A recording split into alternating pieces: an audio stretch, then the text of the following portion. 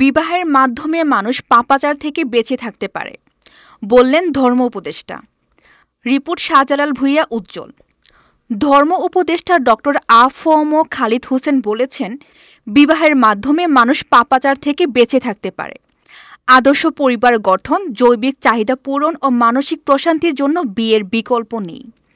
ঢাকার মিরপুরে police staff college convention হলে ওয়ার্ল্ড অ্যাসেম্বলি অব মুসলিম ইয়ত কর্তৃক পিতৃহীন ও আর্থিকভাবে অসচ্ছল বর ও কনের গণবিবাহ অনুষ্ঠানে প্রধান অতিথির বক্তৃতায় তিনি এসব কথা বলেন।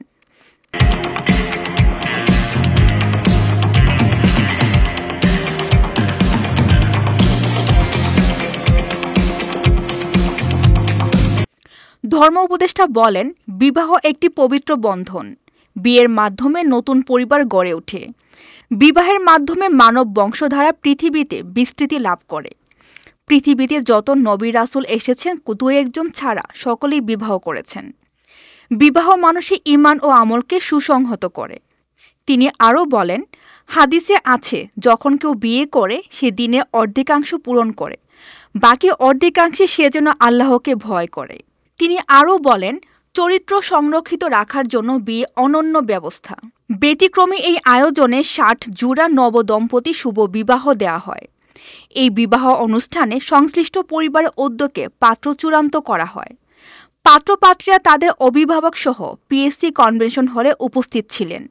বিয়ের খুতবা পাঠ করেন বিশিষ্ট আলেমে দ্বীন ও এটিএন বাংলার ভাইস চেয়ারম্যান মাওলানা শাহ মোহাম্মদ ওয়ালিউল্লাহ। গত কয়েক বছর ধরে ওয়ামি বাংলাদেশে কন্যাদায়গ্রস্ত পরিবারের বিবাহযোগ্য এতিম অসহায় মেয়েদের বিবাহ আয়োজনের দায়িত্ব পালন করে আসছে। এই অনুষ্ঠানে ওয়ামি বাংলাদেশের country director doctor Mohammad Redwanur Rahman, ওয়ামি প্রধান কার্যালয়ের প্রতিনিধি ডাক্তার আইমান ইসা আল সুলাইমানের নেতৃত্বে ৫ সদস্যের একটি প্রতিনিধি দল এবং দাতা সংস্থা সিডস অব সাদাকার চেয়ারম্যান আসাদ মিয়ার নেতৃত্বে প্রতিনিধি দল অংশগ্রহণ করে। এই গণবিবাহ কার্যক্রমে বিয়ের সামগ্রিক আয়োজনে পাশাপাশি প্রতিটি দম্পতিকে অলংকার, সাজসজ্জার উপকরণ, পোশাক, আসবাবপত্র, নিত্য ব্যবহার্য সরঞ্জাম প্রভৃতি উপহার হিসেবে প্রদান করা হয়। এতক্ষণ আপনাদের সাথে ছিলাম রেহানা সুলতানা প্রীতি। পরবর্তী নিউজ আপডেট পেতে চোখ রাখুন news24bd.net এর ফেসবুক পেজ এবং ইউটিউব চ্যানেলে। ধন্যবাদ।